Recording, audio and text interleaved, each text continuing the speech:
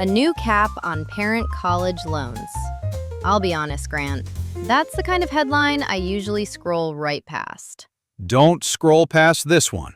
In 2 weeks, the most a parent can borrow for one kid drops from whatever it costs to $20,000 a year. And if you've got a senior heading off this fall, that just became the most important number in your house. From Trek for Wealth, this is the podcast. I'm Avery. And I'm Grant. Today, the Parent Plus loan cap, and the deadline most families don't even know is coming. Okay, walk me in, because $20,000 a year doesn't sound tiny. What changes on July 1st that's worth panicking about? 2 things, the number itself and the trap door underneath it. For 34 years, parents could borrow up to the full cost of college, unlimited. That ends. But the part nobody's talking about? Borrow $1 the wrong way after July 1st, and you can lose the safety net that made these loans survivable in the first place. So it's not just you can borrow less. The rules of the whole thing change. The whole thing. And to see why it matters, you have to go back to a 20-year-old college kid who ran out of money and took a year off to teach in a town most people have never heard of. Let's get into it. A college kid who ran out of money. Where are we? 1928, Cotulla, Texas, a dusty ranching town halfway between San Antonio and the border. A sophomore from a little teacher's college runs out of money, so he takes a job teaching at a segregated school for the children of Mexican-American farm workers. $125 a month. Who is he? Lyndon Johnson, the future president. And his students were so poor, he spent his first paycheck on playground equipment, then wrote home asking his mother to mail toothpaste for the kids. LBJ was a school teacher? For 1 year, and he never forgot it. Fast forward 37 years, 1965. President Johnson goes back to that same Texas college and signs the Higher Education Act, the law that built federal college aid as we know it. Pell Grants, student loans.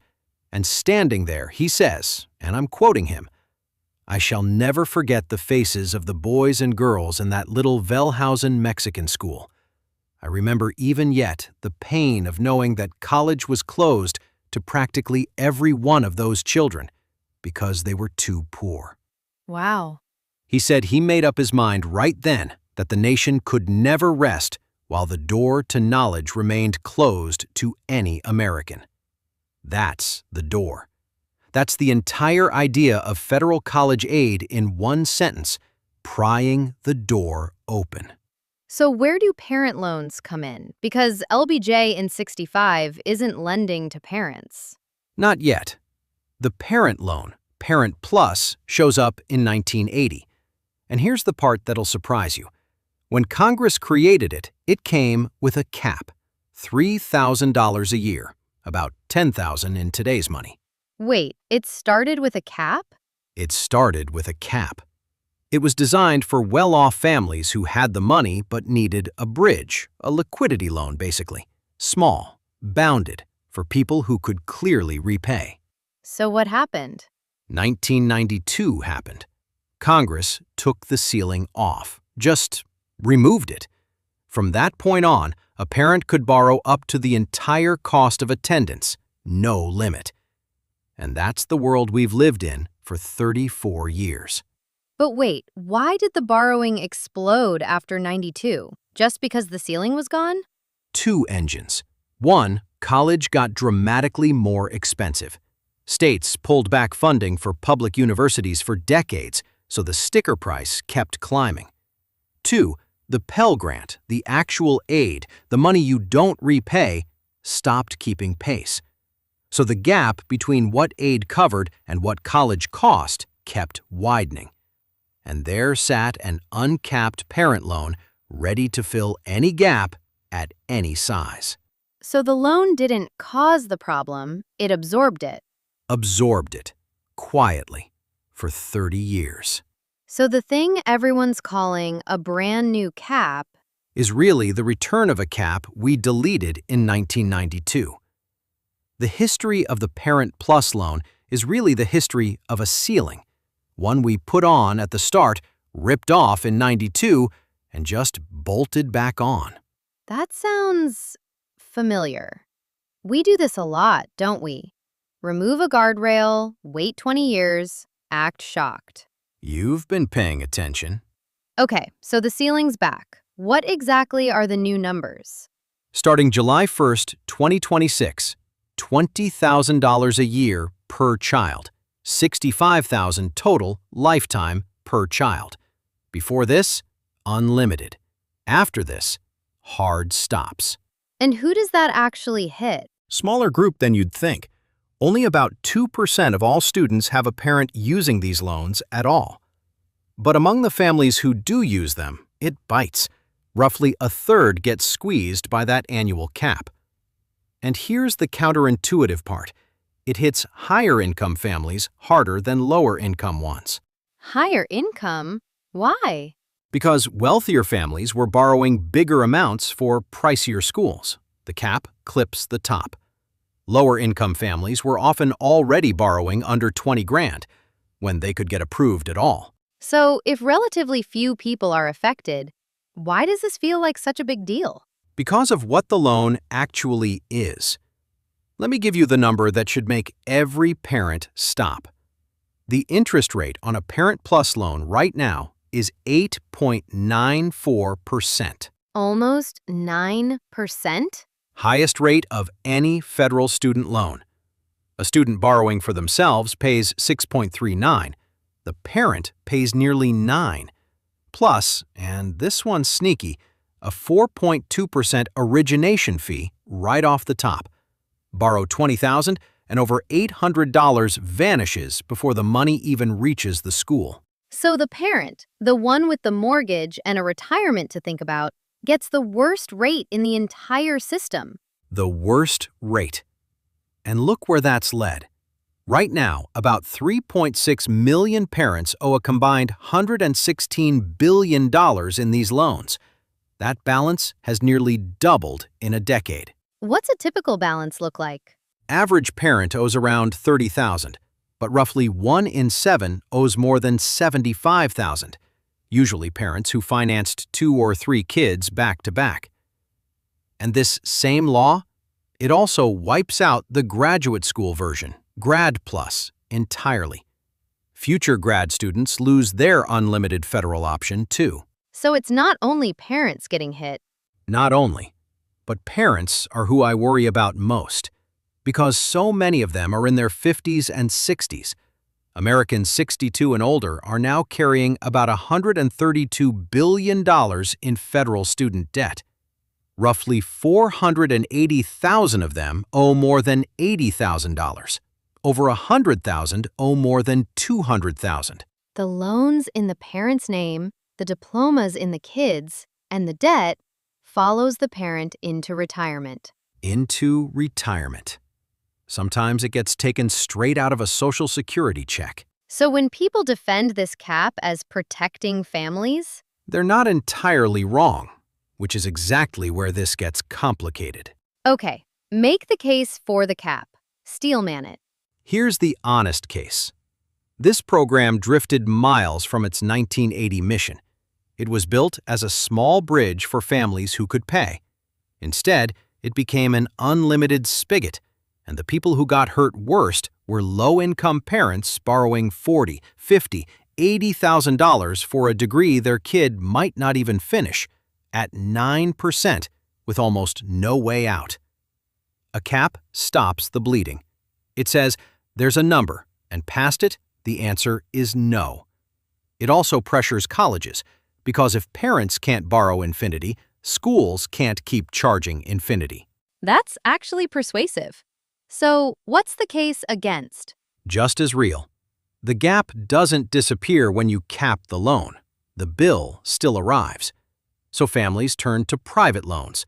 Higher rates, you need a cosigner, fewer protections. Or the kid drops to part-time, or doesn't finish senior year. The Brookings Institution put it bluntly. This might be capping the wrong problem. The problem was never that parents borrowed too much. It's that college costs too much. Cap the loan without touching the price, and you haven't closed the gap. You've just moved it onto the family's kitchen table. So LBJ's door. Gets a little narrower. For the exact families he was picturing in Cotulla, the ones with the fewest alternatives. That's the tension. The cap protects parents from a predatory loan, and it narrows the door for the people who needed it most. Both things are true at the same time. And neither side is talking about the part that's actually broken. The price. Nobody's capping the price. Okay, this is Trek for Wealth. So let's get practical. If I'm a parent right now, what do I actually do? Give me the moves. 5. Move 1. And this one has a deadline, so listen up. If you've already borrowed Parent Plus for your kid, you're probably grandfathered into the old rules. But if you want to keep access to income-driven repayment and public service loan forgiveness on that debt, you generally need to consolidate before July 1st. That's a 2-week clock. Don't sleep on it. So that's the urgent one. Existing borrowers. Check on consolidation now. Now, move 2 for new borrowers. If you know you'll need the full $65,000 across 4 years, don't borrow $20,000 the first year. Math it out. Borrow about $16,000 a year instead. Otherwise, you slam into the lifetime cap before senior year and have nothing left for the final tuition bill. Oh, that's a trap people will walk right into. Easily. Move 3. Run the real cost before you sign anything. Remember, 9% plus that origination fee. A Parent Plus loan is not free federal money. It's expensive federal money.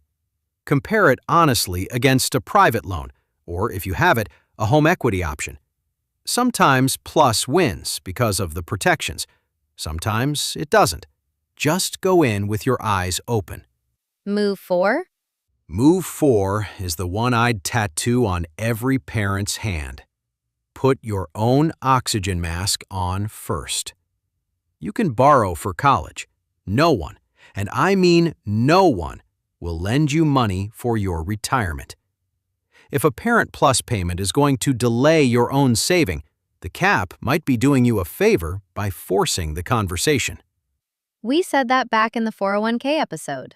You can finance a degree, you can't finance your 70s.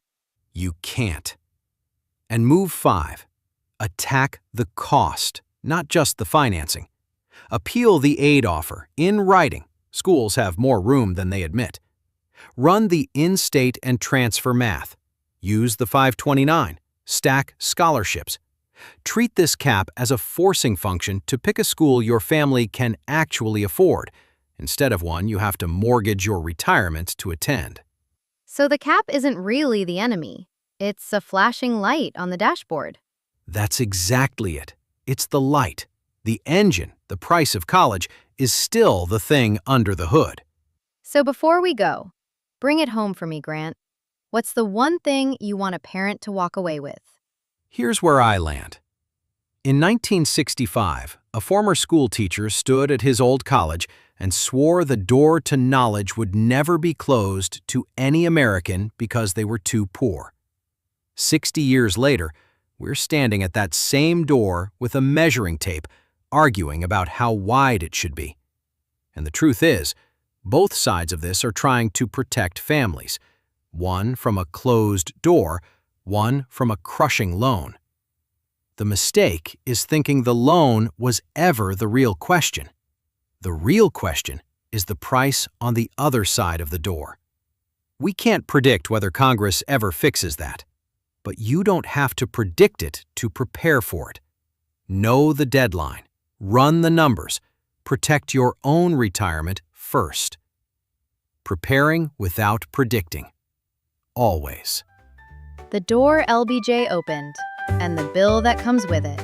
That's Trek for Wealth. Keep trekking.